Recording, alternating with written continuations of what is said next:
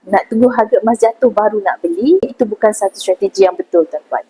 Ada satu teknik kuno yang dah lama digunakan dan terbukti bantu memaksimumkan keuntungan dalam pelaburan emas. Teknik ini kita panggil teknik pemurataan harga emas. Bila kita dah faham teknik ni, kita tak perlu tunggu harga jatuh. Kita fokus satu sahaja, iaitu tambah gram emas setiap bulan, especially setiap kali dapat gaji untuk capai matlamat keuangan dengan lebih cepat. Contoh, dalam masa 6 bulan, bulan Julai RM492, Ogos RM509, September RM559, Oktober mungkin RM609, Disember RM611.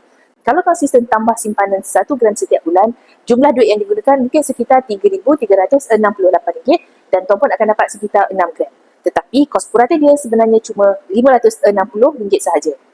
Boleh nampak, walaupun pernah beli pada harga tinggi RM611, kos sebenar bukan RM611. Jadi lebih rendah sebab kita beli secara konsisten.